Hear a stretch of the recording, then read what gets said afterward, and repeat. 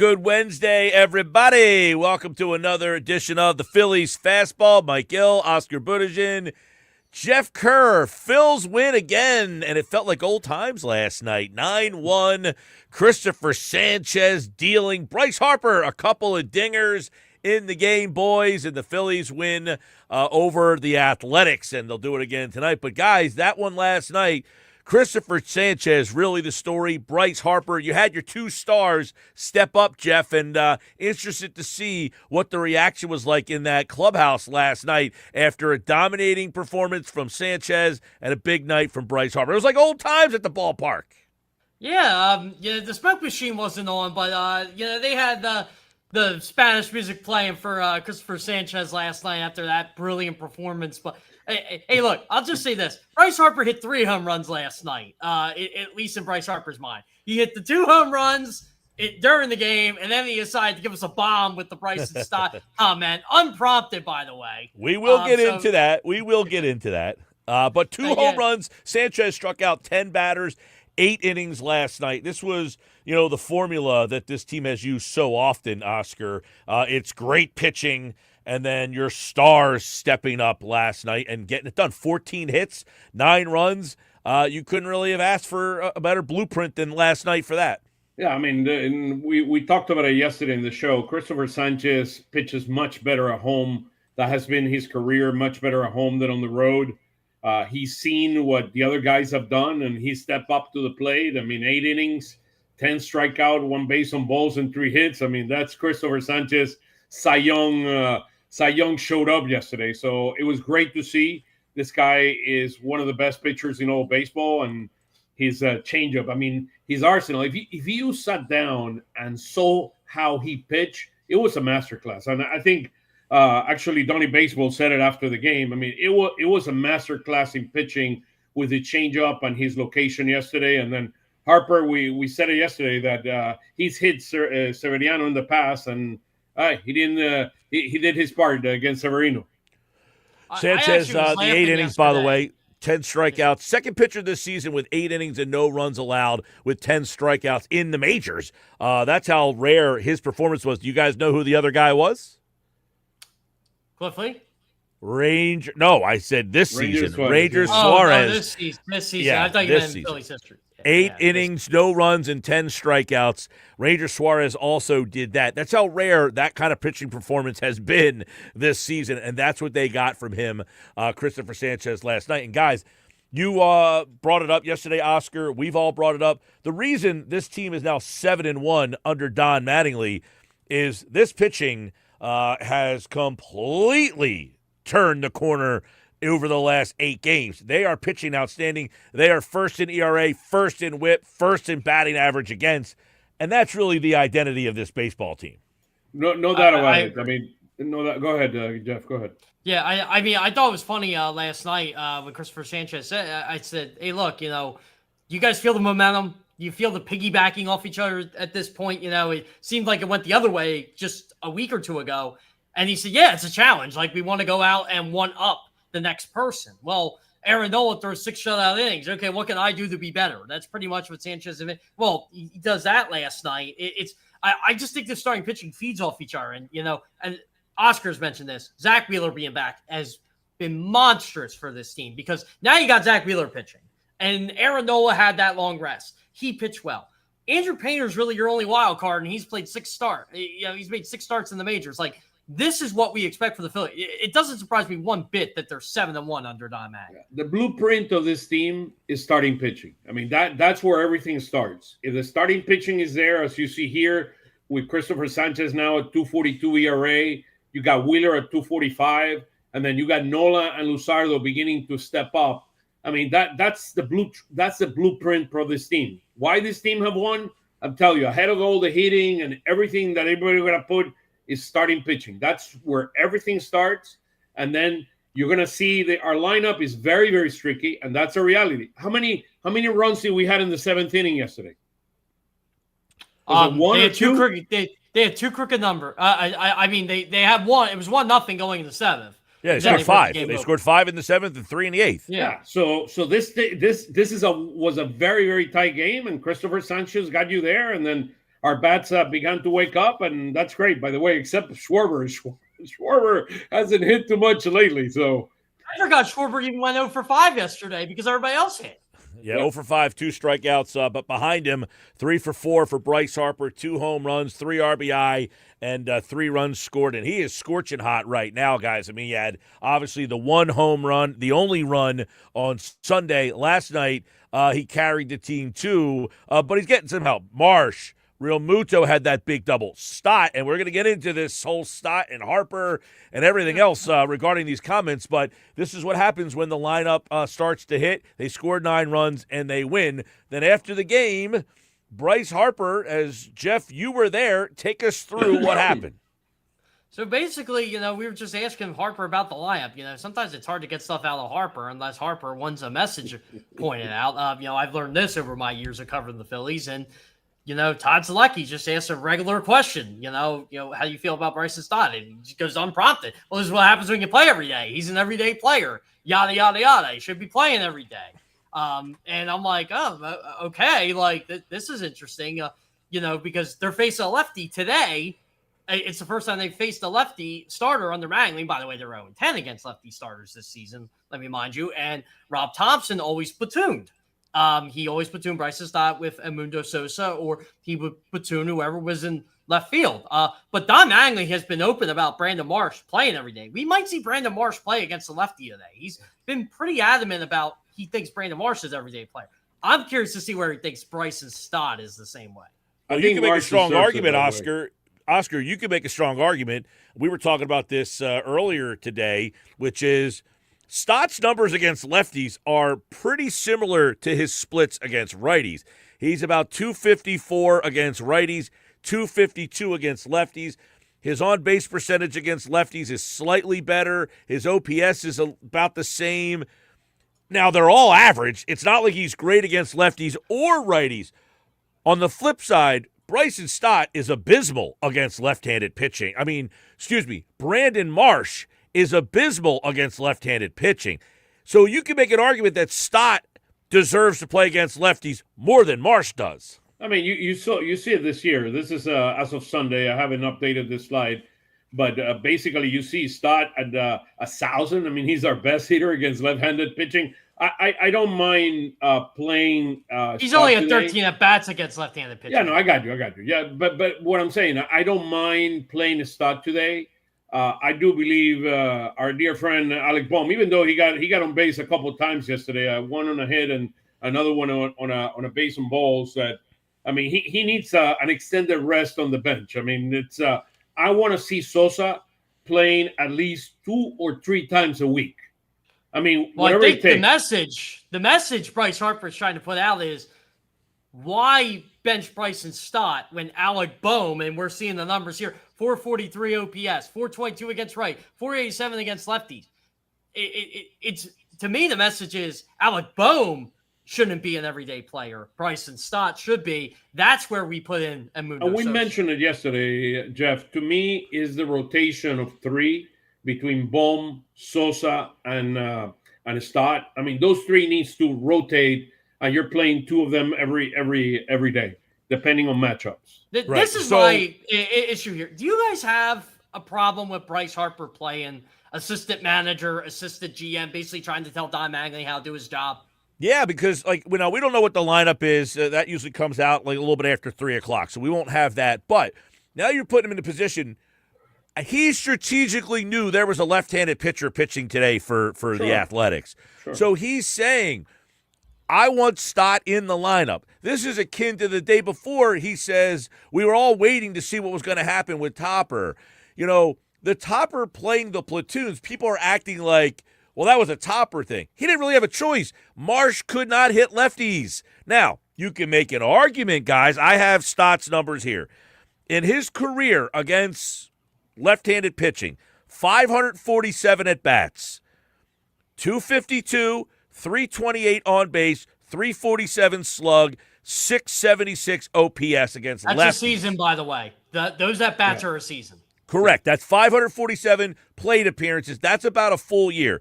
Against righties, 254, 311, 393, 704. The numbers are about the same. So Harper has a point to say Stott should play every day, but Marsh is the guy that should not play every day. What I laugh at is we can spin this as many ways as we want, but Bryson Stott is who he is. I don't think that's going to change. I agree. We know how good he is against right. Brandon Marsh, by the way, did you guys know this? Brandon Marsh is third in Major League Baseball in batting average since last May 3rd. Yes, it's kind of not. Oh, by the way, you're only playing him against righties, so that's how good he is. Well, hello, look at the numbers here for Brandon Marsh and Harper, right? I mean, hey, I'm telling you, Brandon Marsh is playing an elite. I mean, he's hitting. Yeah. If I have a right-handed pitcher out there, there's no way I'm sitting this guy. This guy needs to play every single day. I'll give him a chance. He deserves it. And I understand. And he's had some interesting at-bats this year against left-handed pitching, which I like. I mean, he got a huge walk in one of those games. I like the way March is playing. I do believe March deserves, based on the way he's hitting, to play against some of the lefties. I mean, with Stott and Baum, look, if you want to sit Sosa, I mean, you want to sit Baum or Stott, I don't care. Whatever you want to do, just hit him on the bottom of the order and then just figure it out. This is where I think different than a lot of other people. I know what people are thinking, right? So you put in Felix Reyes for Brandon Marsh tonight, right? He goes 0 for 4. Well, Brandon Marsh could do that. Yeah, but Brandon Marsh also hits under 200. We don't know what Felix Reyes does. It's about the long game. It's about being patient. Like if Edmundo Sosa goes 0 for 4 tonight, you can't think like that. You have to look at what's in front of you and what he's done. And what he's done last year was 890 OPS. 2 questions on that. 1, Marsh is a better outfielder than Reyes is. 2, if they go to their bullpen, now he gets a chance potentially against a right-handed arm. Oakland or Sacramento or whoever, they only have one lefty in their bullpen. I will ask this question, though. So far, Marsh this season against lefties, he's hitting 182, 250 on base, OPS 432. He has struck out eight times in 22 at-bats this year. So people say, well, you got to give him a chance. Well, last year, 197, 287 on base, 289 slug, a 577 OPS. He struck out 32 times in 76 at-bats last year. When the Phillies found out about this, like, April 24. Brandon Marsh played against lefties, and he went 0 for 20 to start the season. And I think Rob's like, I can't do this. I just literally can't do this. 2024, he struck out 33 times in 78 at-bats. He hit 192 with a 270 on base, a 282 slug, and a 552 OPS. Moral of the story is he can't hit lefties. So do you give him another chance? Until the facts. I do. They want facts, but they want the facts in their favor. Well, Oscar, you want to see him get a chance. I do. I think he deserves the opportunity. Look. Let's be very clear here, right? I mean, can Felix Reyes? I mean, he hasn't hit well. I mean, that's kind of the reality. Felix Reyes. It's Otto Kemp syndrome. He's not playing. Yeah, against lefties, he's 214. I mean, he has 14 at bats. I mean, Brandon Marsh has 22 at bats. He struck out 8 times, and I get it. I understand, but I don't mind because of his defense to play him on the bottom. I hit him 7th or 8th. I mean, that's the bottom line. That's the question, guys. That's the question, Jeff and Oscar. If you're basically punting on his at-bats because he's a better defensive player, and you're saying, I don't really have another option, so I'll take the better defensive player, is that what the Phillies should look at? The opportunity for him to be able to start hitting lefties, I give him that benefit of the doubt, the way he's been playing at an elite level. This guy is one of the best hitters in baseball right now. Well, I mean, give him that opportunity. Me, though, if he slumps against lefties, will it affect his plate discipline and will it affect everything else against righties? Hey, give him a chance 2 or 3 games and see what happens. I mean, look. Well, but that's the thing, Oscar. That's where you got to if you're going to let him go, you got to give him more than 2 or 3 games. You got to just say. You got to give him a month. Start there. Go see what happens in the next 3 games. If he strikes out, 70 or 80% of the time, you know what the answer is. History tells you that he cannot do it, but he's been playing at such an elite level that it's incredible. Or you get creative and just put Kyle Schwarber in left field and someone else plays DH and you go from there. I mean, the question is who you're going to bring. Is Felix Reyes the right guy to be the platoon guy. I mean, I know. you would have I don't agree. here. I don't agree with Felix being here, and I'm happy he's here, but I don't agree with him being here. Again, if we would have Andujar here, I don't think we have a question. We have any questions that he's going to be sitting down. But if you don't have anybody that truly I can feel comfortable out there hitting. I agree with that. I think that's the one problem is they don't have a suitable platoon guy to platoon with Marsh. So why not let Marsh get a full month of at-bats? And the trade-off is... That's where I agree with Oscar. What do you got to lose? The trade-off is this team is built on pitching. Put the best defensive player out there and give him a month worth of at-bats against lefty. The worst thing that can happen is he gets better against lefties. In the interim, you can go scour. Hey, can I go get a right-handed? They need to find. Listen, a couple of years ago, they made the trade for Austin Hayes. That was a good idea. Looked like a great trade when they made it. Yeah. The problem was that I had with the trade, guys, and Oscar, you were there at the time too. They said he was an everyday player. He's not an everyday player. He's a right-handed bat in a platoon. He would be the perfect guy. And they had the kidney thing, and it's like he just never really got going. He got going last year, and he was a platoon player. Exactly, but he hit well for Cincinnati in that role. He would work well in that role here, and they need to go find that veteran right. They can't keep bringing up a 24-year-old young kid who doesn't have the experience and say, hey, you're only going to play once or twice a week. That doesn't work. Yeah, absolutely, 100%. Look, and we're 2-11 against lefties, so whatever we've been doing with the right-handed platoon, it hasn't worked. Yeah, so that's why you try Marsh. That's why you maybe try Stott and just keep them there, and then maybe the solution is what Harper's kind of subliminal messaging here. But maybe Mundo Sosa plays at third. Yeah. But my message here is you have to play more Sosa. Sosa is a very important piece of this equation.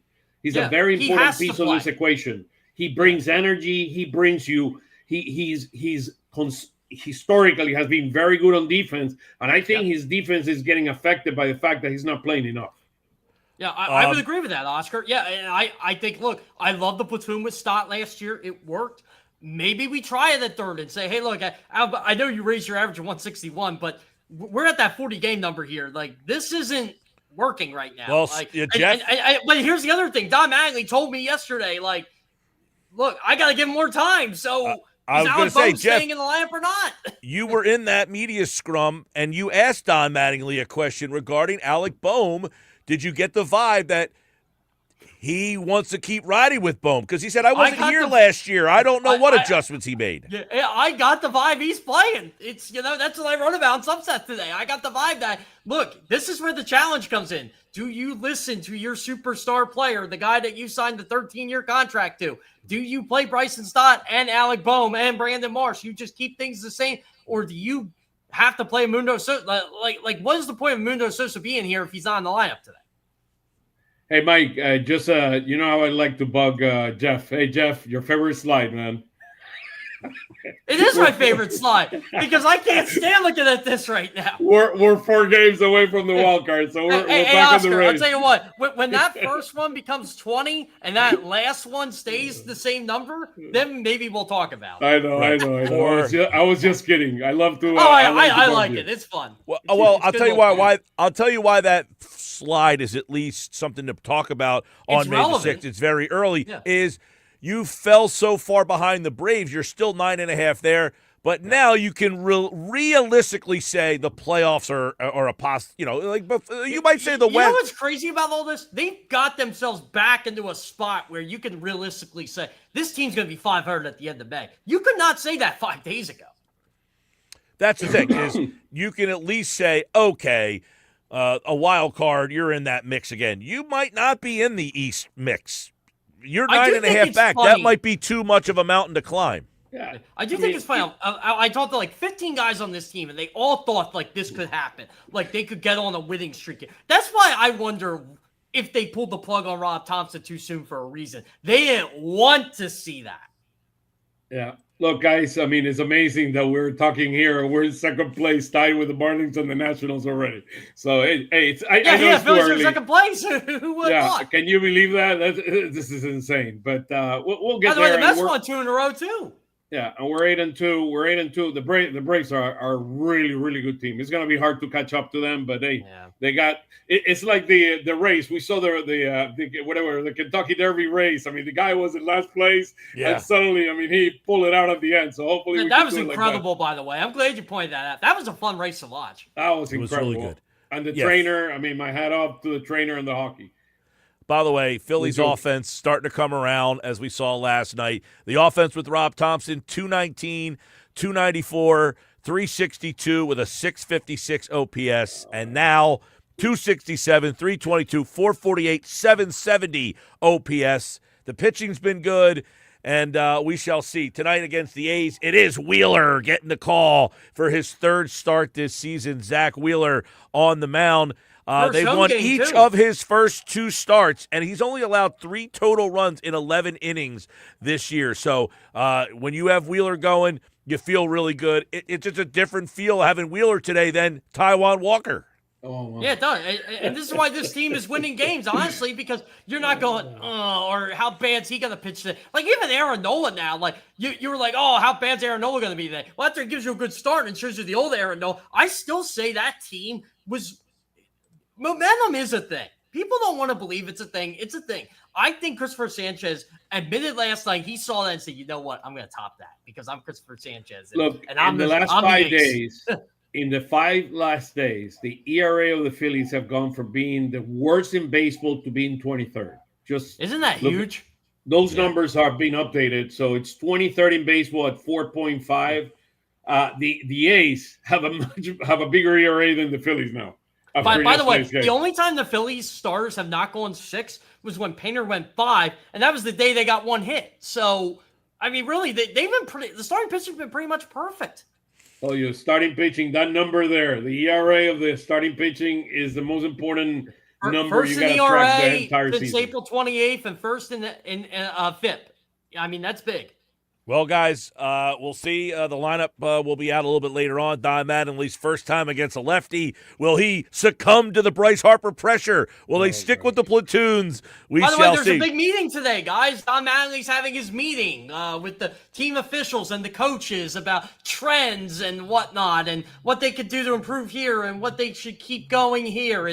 That's going to be very interesting. He admitted that he was doing that stuff in Toronto, and we thought it was yesterday because he came out late. It's actually today. But you gotta love Don Matt. The guy loves to just talk baseball. He's fielding balls at first base and catching balls at first base like in the old days. Talking to Harper. Yeah. Look, my only advice. My only advice is go fix the OPS on all your hitters. I mean, that's where the meeting. That's the only focus of that meeting. And Don Mattingly knows about OPS. Hitters. He was really good, even in the days where he lost his power. He still had a pretty good OPS. I'm interested to see how analytical that meeting is, and if they throw the analytics out the window and start to go with a little bit more feel. We'll see. Brandon March, keep him in for now. It's going to be an exciting day for that. You know, I'm not going to be at the ballpark today, but it's going to be an exciting day to see. How that's going to be. The one thing with that is, and we'll leave on this, Brandon Marsh, and we're saying, let him play against lefties to make the defense better. That means Crawford stays in center. And if you play Stott every day, if you face a lefty, you're going to have Schwarber, Harper, it's a lot Stott, of lefties in this Marsh. lineup. You got 5 of them in the lineup because if Marsh is playing left, that means you've got to keep Crawford in center most likely. Yeah, it's a decision you need to make. It's one decision you need to make. You bring Sosa for Stott, or you bring Felix for March. That's the decision he needs to make today. I'm curious, too, like, his explanation for it. And I'll give you a long one, but I know the Rob Thompson explanation. Well, I shouldn't even say I know the Rob Thompson. Because if you're moving Marsh to center field, now it's not a better defensive situation. You are a worse defensive team with him in center field. If you keep him in left, that's a different discussion. So we shall see. Phillies fastball, guys. We will do it again tomorrow. Phils are 7-1 under Don Mattingly. The starting pitching has been excellent. 1.60 ERA in the Mattingly era. And Bryce Harper, he's elite again. All right, for Oscar. Go Phils, go Jeff. Sixers, go Flyers. Let's go. It's Thanks, guys. Take it easy.